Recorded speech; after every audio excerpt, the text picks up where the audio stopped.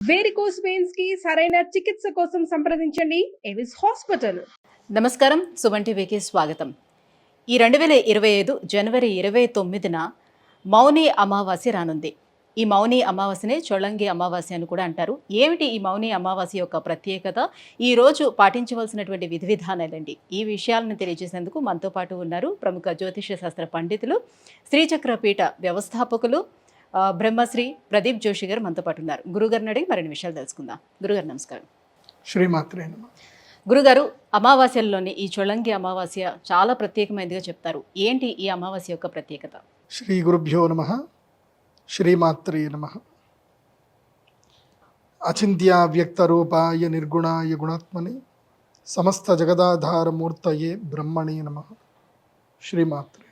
ప్రతి అమావాస్య కూడా శ్రేష్టమైనది. ప్రతి సంవత్సరానికి మనకి 24 పర్వదినాలు అంటారు. వీటిని పూర్ణ దినాలు అని అంటారు, పర్వదినాలు అంటారు. 12 పౌర్ణమిలు, 12 అమావాస్యలు. పౌర్ణమి దేనికోసమనంటే మనము పాజిటివ్ ఎనర్జీ పొందడానికి పౌర్ణమి. అంటే మనము భోజనం చేయడానికి ఎట్లాగైతే మనకు అనుకూలమైన కాలము, భోజనం చేయడం వల్ల ఎట్లాగైతే మనకు శక్తి వస్తుందో, అట్లాగే ఈ యూనివర్సల్ ఎనర్జీ నుంచి, యూనివర్సల్లో ఒక ఎనర్జీ ఉంటుంది. ఆ ఎనర్జీ మనం పొందాలి అని అంటే మనకు పౌర్ణమి. సరే, అదంతుంది. మన లోపల ఉండే నెగిటివ్స్ మొత్తం పోవాలి. ఎందుకోసం అంటే తీసుకోవడం ఎంత ఉంటుందో వదలడం కూడా అంతే ఉండాలి. అయితేనే లైఫ్ బ్యాలెన్స్ అవుతుంది. సో మనకి ఎనర్జీస్ ఎంత తీసుకున్నా, సో ఆ ఎనర్జీస్ డిఫికల్ట్ అయినప్పుడు కొన్ని పోగొట్టుకోవాల్సి వస్తుంది. సో నెగిటివ్స్ మొత్తం పోవాలి అంటే అమావాస్య. పాజిటివ్ రావాలి అని అంటే పౌర్ణమి, నెగిటివ్స్ పోవాలి అని అంటే అమావాస్య. ఎందుకు పౌర్ణమికి పూర్తిగా ఆపోజిట్ ఏంటిది అని అంటే అమావాస్య. అవునా కాదా? సో పౌర్ణమి మనకి చంద్రుడు పూర్తిగా కనిపిస్తాడు, అమావాస్య చంద్రుడు అస్సలు కనిపించాడు. అమావాస్యకి చంద్రుడు పూర్తిగా సూర్యుడితోటి ఉండిపోతాడు కాబట్టి మనకి కనబడ్డు. సో పౌర్ణమి ఏమవుతుంది, చంద్రుడి యొక్క వెన్నెల్లో మనకి జలము ద్వారా మనకి శక్తి వస్తుంది. మన శరీరంలో కూడా జలం ఉంది కాబట్టి మన శరీరం లోపలికి శక్తి ఆవాహన అనేది ఈజీగా జరుగుతుంది. అమావాస్య రోజు జలతత్వమైనటువంటి చంద్రుడు ఆ యొక్క శక్తిని నీళ్ళల్లోకి ఇచ్చేస్తాడు. ఎందుకోసం అంటే బయట కనబడ్డు కదా, నీళ్ళల్లో శక్తి ఉంటుంది. అందుకే ఆటు పోటు అనేది ఉంటుంది.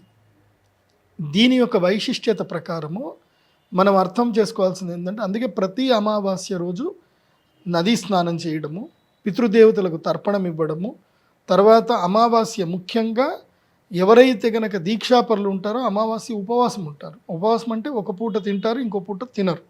కొంతమంది ఉపవాసం కూడా ఉంటారు. అమావాస్య రోజు విశేషం ఏమిటంటే నెగిటివ్స్ మొత్తం దూరం చేసుకోవాలి. అందులోనూ అన్ని అమావాస్యల్లో కొన్ని బలమైన అమావాస్యలు ఉంటాయి. అందులోపల బలమైన అమావాస్యల్లో ఒకటి నదీ స్నానము చేయడానికి, పూర్తిగా నెగిటివ్స్ అన్ని దూరం చేసుకోవడానికి, కుంభమేళ పుష్కర స్నానాలు అన్నీ చేయడానికి అత్యంత అనుకూలమైన అమావాస్య మౌని అమావాస్య. అదే ఈ పుష్యమాసంలో వచ్చే అమావాస్య, పుష్య అమావాస్య. ఈ పుష్య అమావాస్య చాలా శ్రేష్టమైంది. ఇదేమిటంటే మన యొక్క పాపకర్మ పంకిలమంతా కూడా పోగొట్టుకోవడానికి పుష్య అమావాస్య. తర్వాత మాఘ అమావాస్య వస్తుంది. మాఘ అమావాస్య చాలా గొప్పది. దాని యొక్క శక్తి ఏమిటి అని అంటే గనక, ఎవరికైతే గనక అనువంశికంగా దుఃఖం వస్తుందో, అంటే సంతానం లేకపోవడమో, తర్వాత ఇంట్లో ఎవరైనా మరణించడమో, అలాంటివి అనువంశికంగా దుఃఖం వచ్చేటువంటి వాళ్లకు మాఘ అమావాస్య శ్రేష్టమైంది. అలాంటి మాఘ అమావాస్య రోజు పుష్కర స్నానం చేసినా, నదీ స్నానం చేసినా, తర్పణాలు చేసినా వాళ్ళకి సంతాన భాగ్యం అనేది 100% కలుగుతుంది. అనువంశిక దోషాలన్నీ కూడా పోతాయి. ఆ తర్వాత ఇంకోటి ఉంటుంది, మహాలయ అమావాస్య. అది మనకి భాద్రపద మాసంలో వస్తుంది. ఆ అమావాస్య చాలా శ్రేష్టమైంది. అది పిండ ప్రదానాలకు, పితృదేవతలకు చేయడానికి. ఎందుకోసం అంటే పితృదేవతలు సంతోషించాలంటే ఆ అమావాస్య. ఇంకొక అమావాస్య ఉంటుంది, అది పవర్ఫుల్ అమావాస్య, డబ్బులు ఇస్తుంది ఆ అమావాస్య. ఆ అమావాస్య లక్ష్మీ పూజ చేస్తే లక్ష్మీదేవి కనకవర్షం కురిపించేస్తుంది. అదేంటి మీ అందరికీ తెలుసు కదా, ఏంటిది అది? దీపావళి. ఆశ్వయుజ అమావాస్య, దీపావళి. సో ఈ 4 అమావాస్యలు చాలా శ్రేష్టమైనవి. ఇంకోటి ఆషాఢ అమావాస్య ఉంటుంది, అది గుప్త అమావాస్య అంటారు. అది వారాహి అమ్మవారికి, తర్వాత వామాచార తంత్ర పూజలకి ఆషాఢ మాసం. అది పరశురామ క్షేత్రంలో గనక ఆషాఢ మాసంలో అమావాస్య పూజ చేయించుకుంటే అసలు నువ్వు ఏదంటే జరుగుతుంది. ముఖ్యంగా శత్రుబాధ విముక్తి కలగాలి, రుణబాధ విముక్తి కలగాలి. ఏ మనిషికైనా జీవితంలో దుఃఖం వచ్చేది ఒక అన్ఎక్స్పెక్టెడ్ థింగ్ వల్లనే జరుగుతుంది. ఇప్పుడు మీరు ఎంతో ఇష్టంగా ఒక ల్యాండ్ కొనుక్కున్నారు, ఒక 10 ఎకరాలు ఎక్కడో కొనుక్కున్నారు, మీ జీవితకాలం కష్టపడి సంపాదించినట్టు కొనుక్కున్నారు. మీరు కొన్న కరెక్ట్గా ఒక నెల రోజులకు ఒకడు వస్తాడు, నాకు ఇది ఆల్రెడీ అగ్రిమెంట్ జరిగింది, ఇది నాది అని కేసు పెట్టాడు. మీ 10 కోట్లు అక్కడ ఇన్వెస్ట్ చేశారు, ఆ కేసు తేలేసరికి 10 ఏళ్ళు అవుతుంది. దాంట్లో ఏమీ లేదు, వాడేదో డూప్లికేట్ డాక్యుమెంట్ చేసుకొని వచ్చాడు, డూప్లికేట్ సంతకం పెట్టుకొని వచ్చాడు, కానీ కోర్టు అది తెలియదు కదా, 10 ఏళ్ళు అవుతుంది. పరిష్కారం ఎక్కడ, ఎవరిని అడుగుతారు? దానికి ప్రతి అమావాస్య అమ్మవారు అనుగ్రహించింది, బగలాముఖి అమ్మవారు చెప్పింది, మీరు అమావాస్య రోజు రండి నా దగ్గరికి, మీ బాధలు ఏవో చెప్పుకోండి. అంటే లైక్ జనతా గ్యారేజ్ లాగా అనమాట, అమ్మవారు గ్యారేజ్ ఓపెన్ చేస్తుంది, రండి మీ ప్రాబ్లమ్స్ ఏందో మొత్తం చెప్పండి, అమావాస్య నేను మీ అందరికీ అవైలబుల్ ఉంటాను, మీ బాధలన్నీ కూడా వింటాను అని అమావాస్య బగలాముఖి అమ్మవారు అనుగ్రహించింది. అందుకే ప్రతి అమావాస్య మా శ్రీ చక్రపీఠంలో బగలాముఖి పూజ చేస్తాం. ఈసారి మీరు అంటున్న ఈ చొల్లంగి అమావాస్య అంటున్నారు కదా, ఈ చొల్లంగి అమావాస్య ఏమిటంటే కనుక మనము పైరు మొత్తం కూడా తీసేసి, ఇప్పుడు సంక్రాంతికి పైరు తీసేస్తాము, ఈ చొల్లంగి అమావాస్యకి మనం ఏం చేయాలి అని అంటే పైరుని పూజ చేసుకోవాలి. అంటే ఆ భూమి మొత్తం చదును వేసి భూమి పూజ చేసుకోవాలి. భూమి పూజ చేసుకొని నత్తలు చల్లాలి. యాక్చువల్లీ ఇది రూల్ ప్రకారం నత్తలు. చొల్లంగి అంటే దీని ఏమంటారు, డొల్ల చేయడము అని అర్థం నిజం చెప్పాలంటే. అంటే భూమిని డొల్ల చేయాలి. మనం ఇప్పటిదాకా సంక్రాంతి వరకు పంటలు పండించుకున్నాం, బియ్యము అంతా ఇంటికి తెచ్చేసుకున్నాం, కానీ మనము భూమిని పట్టించుకోవట్లే. భూమిలో దున్నాలి అని చెప్తున్నారా? మొత్తం అంతా భూమిని దున్ని ఏం చేయాలంటే నత్తలు ఇయ్యాలి. ఇప్పుడు ఆవు పేడ చల్లాలి, నత్తలు వేయాలి. నత్తలు వేసి నెక్స్ట్ కార్తెలు వస్తాయి. ఇప్పుడు ఇది అయిపోయింది, ఇప్పుడు మకర రాశి లోపలికి ఎంటర్ అయ్యాడు, శ్రవణ నక్షత్రం లోపలికి ఎంటర్ అయ్యాడు. మకర రాశి లోపలికి శ్రవణం, కుంభం, శ్రవణం, ధనిష్ట అయిపోయిన తర్వాత ఎప్పుడైతే సూర్యుడు శతభిష నక్షత్రంలోకి ప్రవేశిస్తాడు, శతభిష నక్షత్రంలో ప్రవేశించగానే ఎండ తీవ్రత అనేది పెరుగుతుంది. అప్పుడు భూమి మళ్ళీ తనను తాను ఈల్ చేసుకుంటుంది. మళ్ళీ అప్పుడు మనము నాట్లు వేసుకుంటాం.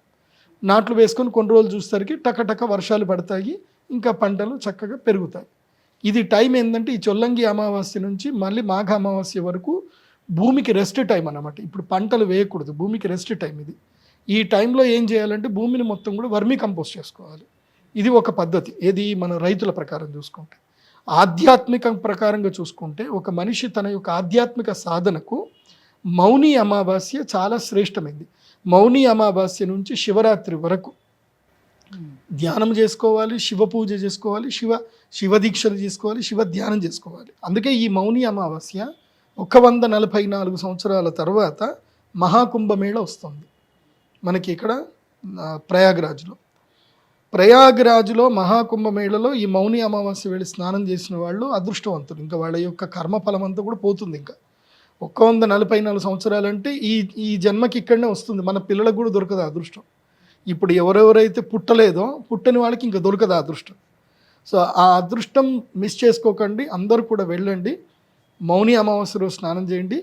మీరు ఒకవేళ కనుక ప్రయాగరాజ్ ఎక్కువగా క్రౌడ్ ఉంది, మేము వెళ్ళలేము, అక్కడ మేము ఏమైపోతాము అని భయం అనిపిస్తే మీరు ఏ పుణ్యక్షేత్రంలో అయినా సరే, ఏ తీర్థంలో అయినా, గోదావరి నదిలో కానీ, కృష్ణా నదిలో కానీ, తుంగభద్ర కానీ, కావేరి కానీ, నేను ఈ శ్లోకం చదువుతాను. ఈ శ్లోకములో ఏ నదుల పేర్లు చెప్పానో ఆ నదులన్నిట్లోనూ కూడా మౌని అమావాస్యలో స్నానం చేయొచ్చు. అంతే పుణ్యఫలం లభిస్తుంది, గుర్తుపెట్టుకోండి. ఎందుకోసమంటే ఒక్క మౌని అమావాస్య రోజు సమస్త తీర్థముల యందు గంగాదేవి యొక్క సన్నిధానం పూర్తిగా ఉంటుంది. గంగా వరుణ దేవుడి యొక్క సాన్నిధ్యం ఉంటుంది, ముక్కోటి దేవతల యొక్క సాన్నిధ్యం ఉంటుంది కేవలం మౌని అమావాస్య. ఇది ఫిబ్రవరి 29వ తారీఖు. సో 28వ తారీఖు వెళ్ళి సిద్ధం అవ్వండి. 29వ తారీఖు మౌని అమావాస్య రోజు నదీ స్నానం చేయండి. మినిమం ఒక అరగంట సేపు స్నానం చేయాలి. ఏదో పోయి అంటే ప్రయాగ్రాజ్ వెళ్ళలేని వాళ్ళు ఎవరైనా ఉంటే ఇటువైపు హరిద్వార్ కానీ లేకపోతే నాసిక్లో కానీ అట్లా ఏమైనా, అదే చెప్తాను, ఒక శ్లోకం చెప్తాను, ఆ శ్లోకం వినండి. ఆ శ్లోకంలో ఏ నదుల పేర్లు వచ్చాయి, మీకు ఎక్కడ ఆ నది దగ్గర ఉందో అక్కడికి వెళ్ళిపోండి. శ్లోకం జాగ్రత్త వినండి. గంగా సింధు సరస్వతీ చ యమునా గోదావరి నర్మదా కృష్ణా భీమరతీ చ ఫల్గు సరయూ శ్రీగండకీ గోమతి కావేరీ కపిలా వరాహతనయ నేత్రావతి ఇత్యాదయో నద్యశ్రీహరిపాద పంకజ భవాహ కుర్యాద్ధ్రువం మంగళం. సో శ్రీహరి యొక్క పాదపద్మం నుంచి పుట్టిన ఈ నదులన్నీ కూడా మౌని అమావాస్య రోజు, రాబోయే మాఘ అమావాస్య రోజు స్నానం చేయడానికి శ్రేష్టమైనటువంటివి. ఇందులోపల గోదావరి ఉంది, మన తెలుగు రాష్ట్రాల్లో గోదావరి ఉంది, కృష్ణ ఉంది, తుంగభద్ర కూడా ఉంది. కర్నూలు దగ్గరికి వెళ్తే తుంగభద్రలో స్నానం చేయొచ్చు.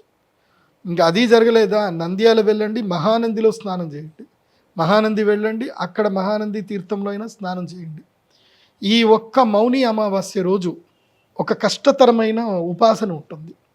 అది గనక చేయగలిగితే వాళ్ళ జీవితంలో అదృష్టం వాళ్ళని ఇట్లా బంగపట్టుకున్నట్టు పట్టుకుంటుంది.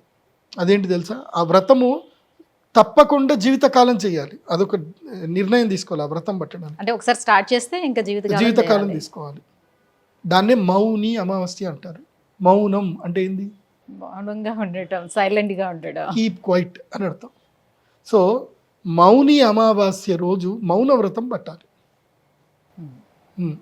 మౌన వ్రతము ఈ మౌని అమావాస్య రోజు ఒక్కరోజు, అంటే ముందు రోజు రాత్రి నుంచి మొదలుకొని ఇంకా నువ్వు పడుకున్నావు అంటే నెక్స్ట్ డే తెల్లారగానే ఏరా ఎవడరా పొద్దున్నే నన్ను లేపింది అని అనకుండా, పొద్దున్న లేవనే కాఫీ అని అనకుండా సైలెంట్గా ఉండాలన్నమాట. ఒక్క మౌని అమావాస్య రోజు సైలెంట్గా ఉండాలి. సైలెంట్గా అంటే ఇంకా రాయడము, ఈషారాలు చేయడాలు ఏవి చేయకూడదు. ఎవరితో సంపర్కం ఉండకూడదు. దైవ సన్నిధానంలో ఉండిపోవాలి. ఒక్క మౌని అమావాస్య రోజు తమ యొక్క వాక్కును శివుడికి ఎవరైతే తర్పణం చేస్తారో, అంటే ఆ ఒక్కరోజు వాక్కుని శివుడికి అంకితం చేయాలి. వాక్కును అంటే మనస్సును కూడా, ఎందుకోసం అంటే మనస్సు ఆలోచిస్తుంది కదా. సో మనస్సు ఆలోచించకుండా, మనస్సు ఆలోచిస్తేనే కదా మాట వచ్చేది. సో మనస్సుని వాక్కుని పూర్తిగా శివ సాన్నిధ్యంలో వదలాలి. అంటే మౌని అమావాస్య రోజు ఏదైనా శివాలయం, ఏదైనా దేవాలయం వెతుక్కొని వెళ్ళి అక్కడ సేవ చేయాలి. పూర్తిగా స్నానం చేసి అక్కడనే నదిలో స్నానం చేసి శివుడికి మంచిగా చేసేసి క్లీన్ చేసి మంచిగా గుడి అంతా అవన్నీ క్లీన్ చేసి సేవ చేసుకోవాలి. శివుడైనా సరే, కృష్ణుడైనా. నేను ప్రాక్టికల్గా చెప్తున్నాను, నా అనుభవం చెప్తున్నాను. మేము మధ్వ సాంప్రదాయం. మా పూజ్య గురువులు శ్రీమన్ మధ్వాచార్యుల వారు, ఆనంద తీర్థాచార్యులు అంటారు. మాకు బేస్ ఆరిజిన్ ప్లేస్ వచ్చేసి మాకు అందరికీ ఉడిపి క్షేత్రం. ఉడిపి అక్కడ అష్టమఠాలు ఉంటాయి. మౌని అమావాస్య వచ్చింది, ఏం చేయాలి, ఇది ఉంది, మా గురువు గారు చెప్పారు ఏం చేయాలి. అటు ఇటు చూస్తే కృష్ణ ఉడిపిలో ఉన్నాను నేను. ఉడిపిలో అక్కడ తీర్థం ఉంటుంది, అక్కడ చిన్నగా కోనేరు ఉంటుంది. అక్కడ కృష్ణమఠంలోనే కోనేరు ఉంటుంది. మాకైతే అలౌడ్, ఎందుకోసమంటే మేమంతా మా బ్యాచే కాబట్టి మాకంతా అలౌడ్, వేరే వాళ్ళకి అలౌ చేయరు అక్కడ. సో లోపల దిగి తీర్థానికి పుణ్యక్షేత్రానికి మధ్యలో శ్రీమన్ మధ్వాచార్యుల వారి యొక్క విగ్రహం ఉంటుంది. మౌని అమావాస్య ఏం చేయాలి, మౌనంగా ఉండి సాన్నిధ్యంలో ఉండాలి. సో నేను మా గురువు దగ్గరికి వెళ్ళిపోయా. నాకు మా గురువే దైవం కాబట్టి ముకుంద భక్తియే గురుభక్తి జాయే అని మాకు శ్రీమన్ సుమధ్వ విజయలో చెప్పారు. కాబట్టి నేను వెళ్ళి అక్కడ అన్ని పావురాలన్నీ పాడుపాడు చేసేసాయి. ఆ రోజంతా అక్కడనే ఉండి మొత్తం క్లీన్ చేసేసాను నేను. నా టైం అంతా అక్కడనే, ఇంకెవ్వరితో మాట్లాడలేదు. భోజనం చేసా, మళ్ళీ నీళ్ళలో దిగి ఈదుకుంటూ వెళ్ళి మొత్తం అంతా క్లీన్ చేసి దండం పెట్టేసుకొని వచ్చా. నెక్స్ట్ మూమెంట్ నా లైఫ్లో టర్నింగ్ పాయింట్ వచ్చింది. అప్పటి వరకు నా దగ్గర డబ్బులు ఎంత ఉండే ఏంటంటే నా బ్యాంక్ అకౌంట్లో 10,000 కూడా ఉండకపోతుండే. ఇప్పుడు దానికి 100 times నా దగ్గర ఇన్కమ్ ఉంది ఇప్పుడు. దానికి కారణం ఏంటంటే గురువు అనుగ్రహం. ఒక మంచి ముహూర్తం అప్పుడు మనం గురు సేవ చేస్తే మనకు అనుగ్రహం కలుగుతుంది. అందుకే మౌని అమావాస్య రోజు మీరు ఫ్యామిలీకి దూరంగా వెళ్ళిపోండి. ఎవరైనా సరే ఫ్యామిలీకి మీరు ఎన్ని రోజులు సేవ చేసినా చివాట్లు పవాట్లు తప్ప ఏమి ఉండదు, ఏమీ దొరకదు. నాకేంటి, ఫ్యామిలీకి మీరు ఎంత సేవ చేసినా ఫైనల్ డే వచ్చేసరికి నాకేంటి, ఎరా నీకోసం ఇల్లు కట్టారా, ఇవన్నీ చేశారా, అది కాదు నాన్న నాకేంటి. భార్య అడుగుతుంది, నాకు ఇంట్లో బట్టలు లేవు నాకు అంటుంది. తీరా కబోర్డ్లు ఓపెన్ చేస్తే పాపం ఈయనది ఒకటే కబోర్డ్లు ఉంటుంది, మిగతాది మొత్తం ఆమె ఉంటాయి. 90% ఆమె ఉంటాయి, 10% మాత్రం ఈయనది ఉంటుంది. ఈయనకు మాత్రం బట్టలు లేవంటే ఏది ఇన్నిగానో ఉన్నాయి, ఒకటని వేసుకున్నారా మీరు అని అంటుంది. ఆవిడని మాత్రం అడిగితే బట్టలు లేవు అంటుంది ఆవిడ.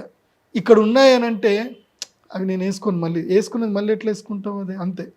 సో నాకేంటి, మళ్ళీ సో ఈ ఒక్కరోజు మీరు దైవ సేవలో పూర్తిగా పాల్గొంటే, ఒక్కరోజు దైవ సేవలో పాల్గొంటే జీవితాంతం మీరు కుటుంబ సేవ చేసుకునే శక్తి వస్తుంది. ఆ తర్వాత భార్యకి సేవ చేసినా, పిల్లలకి ఏం చేసినా రావాల్సిన ఏదైతే పోగొట్టుకున్న టైం పుణ్యకాలం ఏదైతే ఉందో అది ఒక్కరోజుతో సిద్ధిస్తుంది. కాబట్టి ఈరోజు సేవ చేయండి. అంటే అవసరమైనప్పుడు మౌనంగా ఉండడం అలవడుతుంది. అది ఉంటుంది, కాకపోతే కష్టం అది. ఈ ఒక్క మౌని అమావాస్య రోజు మీ భార్యలకు చెప్పండి. ఈ వీడియో అందరూ మీ భార్యలకు షేర్ చేయండి. ఏ భార్యల వల్ల ఎవరి మాటల వల్ల అయితే కనుక మీ జీవితం ముందుకు సాగుతుందో వాళ్ళకి షేర్ చేయండి. ఈ ఒక్కరోజు గురువు చెప్పారు, నువ్వు మౌనంగా ఉంటే నీకు 100 చీరలు వస్తాయట అని చెప్పి ఏదైనా ఒకటి షేర్ చేయండి. ఒక్కరోజు మౌనంగా ఉండాలి. ఈ రోజు మౌనంగా ఎవరైతే ఉంటారో వాళ్ళకి అదృష్టం ఉంటుంది. మౌనంతో పాటు ఉపవాస దీక్ష కూడా తీసుకోవాలి. ఉపవాసం చేస్తే మంచిది, లేకున్నా పర్లేదు. లైట్గా తినాలి, పూర్తిగా తినకూడదు. తినడం అంటే మంచిగా తినేసి గురుగారు చెప్పారు కదా మౌని అమావాస్య ఏముంటుంది మంచిగా ఇప్పుడు మౌనంగా ఉండాలి అని అన్నారు, అదే తినేసి పడుకుంటే అయిపోతుంది కదా. అట్లా ఉండకూడదు, ఉండాలి, మౌనంగా ఉండాలి, భగవత్ సేవలో ఉండాలి. అంటే మనస్సు భగవంతుని పైన కేంద్రీకృతం అయి ఉండాలి. ఇప్పుడు చిన్నప్పుడు నేను కూడా ఉపవాసం ఉండేవాడిని ఏకాదశి రోజు. ఇప్పటికి కూడా ఉంటున్నాను, ఈ మధ్య తగ్గింది. సో ఏకాదశి ఉపవాసం ఉండి కళ్ళు మూసుకొని పడుకుంటే మంచిగా సపోటాలు, దానిమ్మలు, యాపిల్స్, పళ్ళు, పలహారాలు అన్నీ కళ్ళకు వచ్చేటి అన్నమాట. సో మనస్సుతోటి వాటిని ధ్యానిస్తూ ఉపవాసం ఉంటున్నా అంటే అది తప్పది, దాన్ని మిథ్యాచార అంటారు. సో మనస్సుతో అంటే కర్మేంద్రియాన్ని సంయమ్య అస్తే మనసాచరాన్ని ఇంద్రియాత్మ విమూఢాత్మ మిథ్యాచార సౌచ్యతి. అంటే ఇంద్రియాల్ని బలవంతంగా కంట్రోల్ చేసి మనస్సుతో మాత్రం ఎప్పుడు తెల్లారుతుందో ఆరెప్పుడవుతుందో తెల్లారగానే తినేయాలి. ఈసారి వీళ్ళంతా ఉపవాసం కదా, 6 గంటల దాకా వెయిట్ చేస్తూ ఉంటారు అనమాట. కొంతమంది 12 గంటల దాకా వెయిట్ చేస్తూ ఉంటారు. నాకు ఒక ఫ్రెండ్ ఉండేవాడు, వాళ్ళకి రైస్ మిల్ ఉంటుంది. వాడు ఏంటంటే నిజామాబాద్లో నేను మందు తాగా అని వాళ్ళ అమ్మకి నాన్నకి ప్రామిస్ చేసిండట, వాళ్ళ భార్య ప్రామిస్ చేసిండట. సో వాడికి ఎప్పుడు మందు తాగాలనుకునే నిజామాబాద్ డిస్టిక్ దాగి మెట్పల్లి పోయి మందు తాగేసి వస్తాడనమాట. లేకపోతే అటు కామారెడ్డి పోయి మందు తాగేసి వస్తాడు. నేను చెప్పిన కదా నిజామాబాద్లో తాగనని చెప్పిన, మంది ఆడిపోయి తాగిస్తే దాంట్లో ఏముంది అని అంటాడు. సో అట్లుంటుంది అనమాట. కాబట్టి మౌని అమావాస్య జీవిత కాలానికి సరిపడా యోగాన్ని అయితే ఇస్తుంది. దానికి నదీ స్నానం చేయాలి, దైవ సాన్నిధ్యంలో ఉండాలి. ఒక్కరోజు ఇల్లు వదిలిపెట్టాలి. వదిలిపెడితే మిమ్మల్ని ఏం వదిలిపెట్టాలో అవన్నీ మిమ్మల్ని వదిలేసి వెళ్ళిపోతాయి, ఏవి మిమ్మల్ని బాధ పెడుతున్నాయి. అందుకే మౌని అమావాస్య శ్రేష్టము. శత్రుబాధ, రుణబాధ, దుఃఖం ఉంది. ఇందాక చెప్పాను, ఇట్లా ల్యాండ్ ఇష్యూసు, ఏమైనా ప్రాపర్టీస్ అమ్ముడు పోకపోవడము, తీవ్రమైన అనారోగ్యము, ఇవి ఏవి ఉన్నా సరే అమావాస్య రోజు మా శ్రీచక్ర పీఠానికి రండి, బగలాముఖి పూజ చేసుకోండి, పక్కా రిజల్ట్ దొరుకుతుంది. మొన్ననే ఒక కొడంగల్ నుంచి ఒక ఆయన వచ్చాడు, సార్ గురూజీ నా ల్యాండ్ అమ్ముడు పోతలేదు గురూజీ అని వచ్చాడు. చేసుకో అని చెప్పా, పూజ చేసుకున్నాడు, తెల్లవాళ్ళు వెళ్ళాడు. 1,20,00,000 ఎక్స్పెక్ట్ చేశాడు, 1,50,00,000కి ఎకరం అమ్ముడు పోయింది. So is happy no. అట్లా హ్యాపీ అని చెప్పి ఏమన్నా ఇయ్యు అని నేను అడగను. మీది ఏదన్నా మీ టెంపుల్కి మీరు ఏమన్నా డొనేషన్ చేసుకుందంటే చేసుకోండి, బట్ బీ హ్యాపీ. కానీ ఇవ్వడం నేర్చుకున్న వాడికే భగవంతుడు ఇస్తాడు. దానం చేయలేనటువంటి వాడికి, చేతిలో ఎముక లేనటువంటి వాడికే దేవుడు ఇస్తాడు. చేతిలో ఎముకుంది, లాక్కుంటాను అంటే దేవుడు ఇవ్వడు. నువ్వు ఎంత నేచర్కి నువ్వు ఎంతగా సపోర్ట్ చేయగలిగితే, ఎంత ప్రొవైడ్ చేయగలిగితే అంత దేవుడు నీకు ఇస్తాడు. అది గురుగారు, మౌని అమావాస్య యొక్క ప్రత్యేకత ఏంటో, ఆచరించవలసినటువంటి విధి విధానాలు ఏంటో తెలియజేసినందుకు ధన్యవాదాలండి. శ్రీమాత్రే.